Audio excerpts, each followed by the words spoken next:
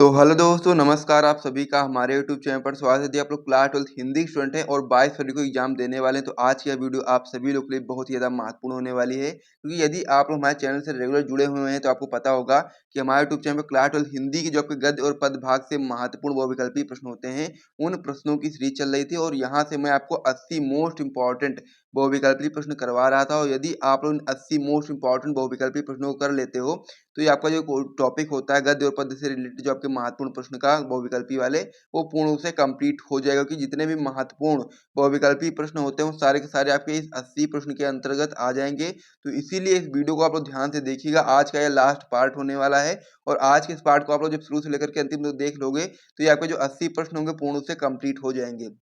तो इसीलिए आप लोग वीडियो को शुरू से लेकर के अंतिम तक देखिएगा। और साथ में यदि आपको वीडियो पसंद आएगी तो वीडियो को लाइक और चैनल को भी सब्सक्राइब कर दीजिएगा। क्योंकि ये जितने भी प्रश्न यहाँ पर करवाए जा रहे हैं सभी आपके हर साल बोर्ड परीक्षा में आने वाले प्रश्न हैं। वैसे तो गद्य और पद्य में मिला करके बहुत ज़्यादा प्रश्न होते हैं, लेकिन मैं आपको यहाँ पर जो मोस्ट इंपॉर्टेंट बहुविकल्पी प्रश्न होते हैं उसको मैं यहाँ पर करवा रहा हूँ। तो इसीलिए वीडियो को आप लोग ध्यान से देखो और साथ ही में 22 फरवरी से पहले इन क्वेश्चन को जरूर तैयार कर लेना। तभी आप अपनी क्लास 12 की हिंदी में बहुत ही अच्छा स्कोर कर सकते हैं। तो चलिए अब हम लोग अपने वीडियो को स्टार्ट कर देते हैं। पार्ट नंबर 5 में जो हम लोग महत्वपूर्ण क्वेश्चन करने वाले उसको आइए हम लोग देख लेते हैं। और इससे पहले के पार्ट यदि आप लोगों ने नहीं देखा है तो चैनल पर विजिट करके उसे भी जरूर देख लीजिएगा और 80 के 80 प्रश्न पूरे के पूरे तैयार कर लीजिएगा। तो चलिए अब हम लोग अपने अगले पेज पे बढ़ते हैं और वहां पर जो पार्ट नंबर 5 में महत्वपूर्ण प्रश्न करने वाले आइए हमको देख लेते हैं। और आप लोग हर एक क्वेश्चन का कह सकते हैं ऑप्शन, जो सही ऑप्शन होगा उसको आप लोग कमेंट बॉक्स में कमेंट करके बताइएगा। तो चलिए इस पेज को मैं हटा देता हूँ, आप लोग कमेंट करके जरूर बताइएगा और फिर हम लोग ले आते हैं प्रश्नों को। तो इसमें जो हमारा प्रश्न हो जाता है आपका, हो जाता है कि हिंदी का प्रथम कवि माना जाता है। तो हम लोग को बताना है हिंदी का प्रथम कवि किसे माना जाता है। पहला ऑप्शन इसमें आपका दिया गया सरहपा, दूसरा आपका दिया गया चंद्रबरदाई, तीसरा आपका दिया गया जगनिक और चौथा आपका दिया गया गोरखनाथ। तो हम लोग को इसमें से सही ऑप्शन बताना है कि हिंदी का प्रथम कवि किसे माना जाता है। जिसको भी आंसर पता है वो लोग कमेंट करके बताइएगा। तो हिंदी का प्रथम कवि माना जाता है सरहपा, इसीलिए आप लोग ऑप्शन नंबर ए पर सही टिक लगा लेंगे। फिर हम लोग अगले क्वेश्चन की ओर बढ़ेंगे। अगला जो क्वेश्चन होता है बहुत ही ज्यादा महत्वपूर्ण होता है कि सुमित्रा नंदन पंत को ज्ञानपीठ पुरस्कार मिला था। यानी कि हम लोग को बताना है कि किस रचना के लिए सुमित्रा नंदन पंत को ज्ञानपीठ पुरस्कार मिला था। पहला ऑप्शन इसमें आपका दिया गया लोकायतन पर, दूसरा आपका दिया गया चिदम्बरा पर, तीसरा आपका दिया गया उर्वशी पर और चौथा आपका दिया गया कला और बूढ़ा चांद पर। तो इनमें से चारों ऑप्शन को देखना है और आपको बताना है कि सुमित्रा नंदन पंत को किस रचना पर उनको ज्ञानपीठ पुरस्कार प्राप्त हुआ था। जिसको भी पता होगा वो लोग कमेंट करके बताइएगा। सुमित्रा नंदन पंत को जो ज्ञानपीठ पुरस्कार प्राप्त हुआ था वो आपकी रचना थी चिदम्बरा पर। तो इसीलिए आप लोग ऑप्शन नंबर बी पर सही टिक लगा लेंगे। और सुमित्रा नंदन पंत को ज्ञानपीठ पुरस्कार जो मिला था, भारतीय ज्ञानपीठ पुरस्कार, वो आपका चिदम्बरा नामक कह सकते हैं रचना पर मिला था। फिर हम लोग अगले क्वेश्चन की ओर बढ़ते हैं। अब इसमें जो हमारा अगला क्वेश्चन हो जाता है आपका, हो जाता है कि अज्ञेय द्वारा संपादित दूसरा सप्तक का प्रकाशन वर्ष। ये भी आपको पता होना चाहिए कि अज्ञेय द्वारा संपादित दूसरा सप्तक का प्रकाशन वर्ष कौन सा, यानी किस वर्ष में वो प्रकाशित हुआ था, किस सन में, ये चीज हमको इसमें बतानी है। पहला ऑप्शन इसमें आपका दिया गया है 1959 ईस्वी में, दूसरा आपका दिया गया 1943 ईस्वी में, तीसरा आपका दिया गया 1951 ईस्वी में और चौथा आपका दिया गया 1976 ईस्वी में। तो हम लोग को बताना है कि अज्ञेय द्वारा संपादित दूसरा सप्तक का प्रकाशन वर्ष कौन सा है। तो इसमें आपका जो सही ऑप्शन हो जाएगा आपका हो जाएगा ऑप्शन नंबर सी, यानी कि 1951 ईस्वी में।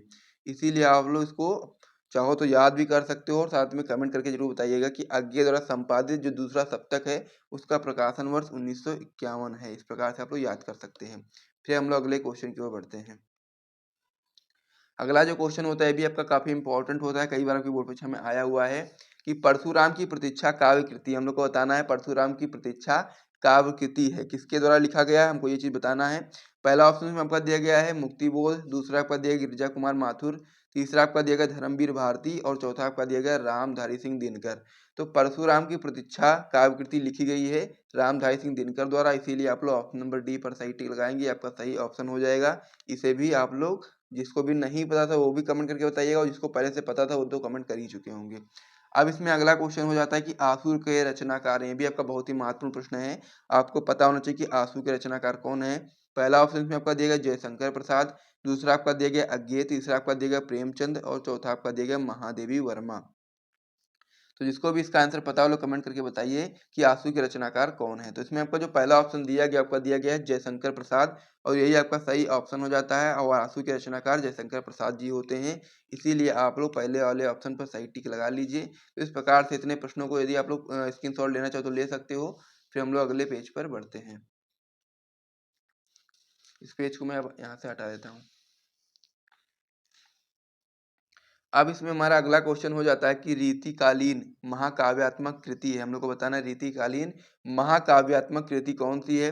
पहला ऑप्शन में आपका देगा रामचंद्र का, दूसरा आपका देगा साकेत, तीसरा आपका देगा वैदेही वनवास, और चौथा आपका देगा पृथ्वीराज रासो। तो हम लोग को बताना है कि रीतिकालीन महाकाव्यात्मक कृति कौन सी है। तो इसमें आपका जो पहला वाला ऑप्शन दिया गया रामचंद्र का, यही आपका रीतिकालीन महाकाव्यात्मक कृति है।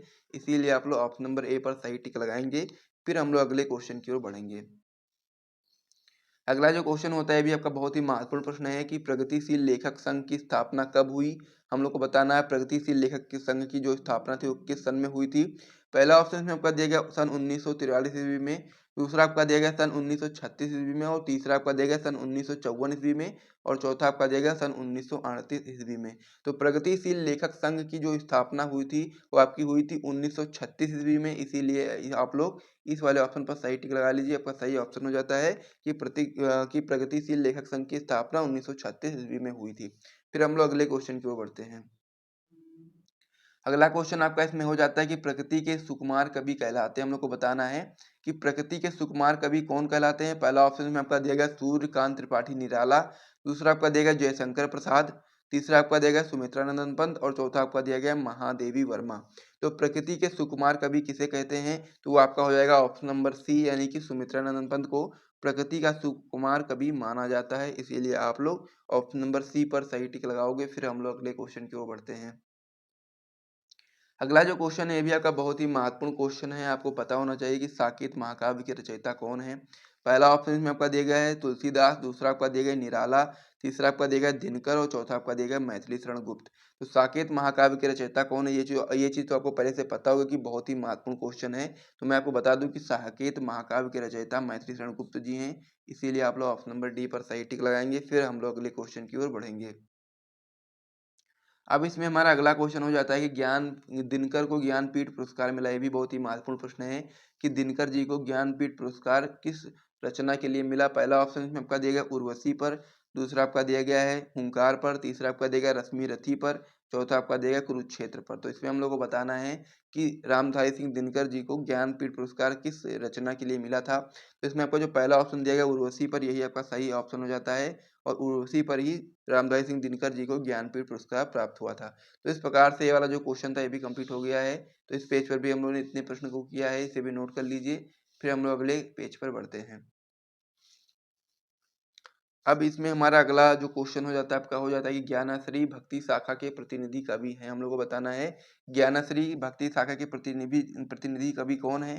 पहला ऑप्शन में आपका देगा कबीर दास, दूसरा आपका देगा तुलसीदास, तीसरा आपका देगा सूरदास, और चौथा आपका दिया गया बिहारी। तो हम लोग को ज्ञानश्री भक्ति शाखा के प्रतिनिधि कवि का नाम बताना। तो हम लोग बता सकते हैं कि कबीर दास जो होते हैं आपके, वो ज्ञानश्री भक्ति शाखा के प्रतिनिधि कवि होते हैं। तो इसीलिए आप लोग ऑप्शन नंबर ए पर सही टिक लगाओ। फिर हम लोग अगले क्वेश्चन की ओर बढ़ते हैं। अगला जो क्वेश्चन इसमें हो जाता है भी आपका बहुत ही महत्वपूर्ण क्वेश्चन होता है कि प्रयोगवाद के प्रवर्तक है। हम लोग को बताना है प्रयोगवाद के प्रवर्तक कौन है। तो इसमें पहला ऑप्शन आपका दिया गया है नरेश मेहता, दूसरा आपका दिया गया है अज्ञेय, तीसरा आपका दिया गया रघुवीर सहाय, चौथा आपका दिया गया मुक्तिबोध। तो प्रयोगवाद के प्रवर्तक कौन है ये चीज हमको बतानी है। महत्वपूर्ण क्वेश्चन है, इसका सही ऑप्शन हो जाता है अज्ञेय। इसीलिए आप लोग अज्ञेय पर सही टिक लगा लो। और फिर हम लोग अगले क्वेश्चन की ओर बढ़ते हैं। अगला क्वेश्चन आपका इसमें हो जाता है कि संधिनी गीत संग्रह। ये भी इंपॉर्टेंट क्वेश्चन है, आपको पता होना चाहिए कि संधिनी गीत संग्रह किसका है। पहला ऑप्शन में आपका देगा सुमन राजे का, दूसरा आपका देगा कीर्ति चौधरी का, तीसरा आपका देगा महादेवी वर्मा का, और चौथा आपका देगा शकुंतला का। तो संधिनी गीत जो संग्रह है वो आपका महादेवी वर्मा का गीत संग्रह है। इसीलिए आप लोग ऑप्शन नंबर सी पर सही टिक लगाएंगे, और मोस्ट इंपॉर्टेंट क्वेश्चन है। फिर हम लोग अगले क्वेश्चन की ओर बढ़ते हैं। अगला क्वेश्चन हमारा इसमें हो जाता है कि खालिक बारी के रचयिता कौन है। हम लोग को बताना है खालिक बारी के रचयिता कौन है। पहला ऑप्शन इसमें आपका देगा कुशल लाभ, दूसरा ऑप्शन आपका इसमें देगा भट्ट केदार, तीसरा आपका ऑप्शन दिया गया मलिक मोहम्मद जायसी, और चौथा आपका दिया गया अमीर खुसरो। तो खलीक बरी के रचयिता का नाम हम लोग को बताना है, बहुत ही इंपॉर्टेंट क्वेश्चन ये भी आपका होता है। तो इसमें आपका जो सही ऑप्शन हो जाता है आपका हो जाता है अमीर खुसरो। इसको आप अपनी कॉपी में नोट कर लीजिए, फिर हम लोग अगले क्वेश्चन की ओर बढ़ते हैं। अगला क्वेश्चन आपका इसमें हो जाता है कि छायावाद के प्रवर्तक है, हम लोग को बताना है छायावाद के प्रवर्तक कौन है। पहला ऑप्शन में आपका देगा जयशंकर प्रसाद, दूसरा आपका देगा महादेवी वर्मा, तीसरा आपका देगा सुमित्रानंदन पंत और चौथा आपका देगा निराला। तो ये इस प्रकार से ऑप्शन दिए गए हैं, इसमें आपको सही ऑप्शन बताना है। तो छायावाद के जो प्रवर्तक हैं आपके जयशंकर प्रसाद जी हैं, इसीलिए आप लोग ऑप्शन नंबर ए पर सही टिक लगा लेंगे। तो इस प्रकार से इस पेज पर भी जो हम लोगों ने महत्वपूर्ण प्रश्न करने वाले थे वो कंप्लीट हो गया है, तो इसे भी नोट कर लीजिए और साथ ही में कमेंट करके बताइए कि कितने क्वेश्चन अभी तक आपके सही हुए हैं। फिर हम लोग अगले पेज पर बढ़ते हैं। अगला क्वेश्चन आपका जो होता है भी बहुत ही महत्वपूर्ण क्वेश्चन होता है कि सुमित्रानंदन पंत को साहित्य अकादमी पुरस्कार मिला था। यही क्वेश्चन आपकी बोर्ड परीक्षा में 4-5 बार पूछा गया, आपको पता होना चाहिए कि सुमित्रानंदन पंत जी को साहित्य अकादमी पुरस्कार मिला था किस रचना के लिए। पहला ऑप्शन में आपका दिया गया है कला और बूढ़ा चांद पर, दूसरा ऑप्शन आपका दिया गया लोकायतन पर, तीसरा आपका दिया गया चिदम्बरा पर और चौथा आपका दिया गया स्वर्ण किरण पर। यानी कि हम लोग को बताना था कि सुमित्रानंदन पंत को साहित्य अकादमी जो पुरस्कार है वो किस रचना के लिए मिला था। तो आपको मैं बता दूं कला और बूढ़ा चांद पर उनको साहित्य अकादमी पुरस्कार प्राप्त हुआ था, इसीलिए आप लोग ऑप्शन नंबर ए पर सही टिक लगाएंगे। फिर हम लोग अगले क्वेश्चन की ओर बढ़ेंगे। अगला जो क्वेश्चन होता है भी आपका इंपॉर्टेंट क्वेश्चन होता है कि अज्ञेय को ज्ञानपीठ पुरस्कार प्राप्त हुआ किस रचना के लिए। पहला ऑप्शन में आपका दिया गया अरि ओ करुणा प्रभामय पर, दूसरा ऑप्शन आपका दिया गया कितनी नावों पर कितनी बार, तीसरा ऑप्शन आपका इसमें दिया गया आंगन के पार द्वार और चौथा ऑप्शन दिया गया ऐसा कोई घर आपने देखा है। तो इस प्रकार से 4 ऑप्शन दिए गए और हम लोग को बताना है कि अज्ञेय जी को ज्ञानपीठ पुरस्कार किस रचना के लिए प्राप्त हुआ था। तो इसमें आपका जो सही ऑप्शन हो जाता है आपका हो जाता है कितनी नावों पर कितनी बार, इसीलिए आप लोग ऑप्शन नंबर बी पर सही टिक लगाएंगे। तो इस प्रकार से वाला जो क्वेश्चन था अभी कंप्लीट हो गया है। फिर हम लोग अगले क्वेश्चन की ओर बढ़ते हैं। तो इस प्रकार से अब इसमें जो अगला क्वेश्चन हो जाता है आपका हो जाता है कि वैदेही वनवास के कवि का नाम क्या है। यानी कि हम लोग को बताना है वैदेही वनवास से जो कवि है, वैदेही वनवास जो रचना है इसके कवि का क्या नाम है, हमको ये चीज बतानी है। पहला ऑप्शन इसमें आपका देगा जयशंकर प्रसाद, दूसरा आपका देगा सूर्यकांत त्रिपाठी निराला, तीसरा आपका देगा अयोध्या सिंह उपाध्याय हरिओध और चौथा आपका देगा मैथिली शरण गुप्त। तो हम लोग को बताना है कि वैदेही वनवास जो रचना है वो किसकी रचना है। तो इसमें आपका जो सही ऑप्शन हो जाता है आपका हो जाएगा अयोध्या सिंह उपाध्याय हरिओध, इसीलिए आप लोग ऑप्शन नंबर सी पर सही टिक लगाएंगे। फिर हम लोग अगले क्वेश्चन की ओर बढ़ेंगे। अगला क्वेश्चन हमारा इसमें हो जाता है कि हरिओध जी की कृति नहीं है। हम लोग को बताना है इनमें से सबसे पहले कृति को पढ़ना है और बताना है कौन सी कृति हरिओध जी की नहीं है। पहला ऑप्शन कब दिया गया चोखे चौपदे, दूसरा ऑप्शन आपका इसमें दिया गया प्रिय प्रवास, तीसरा ऑप्शन आपका दिया गया वैदेही वनवास और चौथा आपका दिया गया चित्राधार। तो इसमें से जो आपका सही ऑप्शन हो जाएगा आपका हो जाएगा चित्राधार, क्योंकि चित्राधार जो कृति है वो हरिओध जी की कृति नहीं है। यानी कि अयोध्या सिंह उपाध्याय हरिओध जी की कृति चित्राधार नहीं है, इसीलिए यही आपका सही ऑप्शन हो जाएगा। फिर हम लोग अगले क्वेश्चन की ओर बढ़ते हैं। अब इसमें हमारा अगला क्वेश्चन हो जाता है कि निम्नलिखित में से नई कविता के कवि कौन है। पहला ऑप्शन इसमें आपका दिया गया अज्ञेय, दूसरा आपका दिया गया जयशंकर प्रसाद, तीसरा आपका दिया गया गिरिजा कुमार माथुर और चौथा आपका दिया गया सुमित्रा नंदन पंत।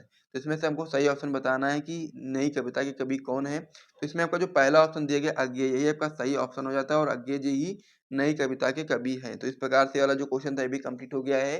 तो इस प्रकार से जो आपके 80 मोस्ट इंपॉर्टेंट बहुविकल्पी प्रश्न थे गद्य और पद्य से मिला करके, उसे हम लोगों ने यहाँ तक कंप्लीट कर लिया है। तो यदि आप लोगों को वीडियो यहाँ तक पसंद आया तो वीडियो को लाइक करिए, चैनल को भी सब्सक्राइब करिए और साथ ही में एग्जाम से पहले आपको इन सभी 80 प्रश्नों को तैयार कर लेना है, तभी आप लोग अपनी क्लास 12 की हिंदी में इस टॉपिक से 10 नंबर बिल्कुल पक्का कर सकते हो।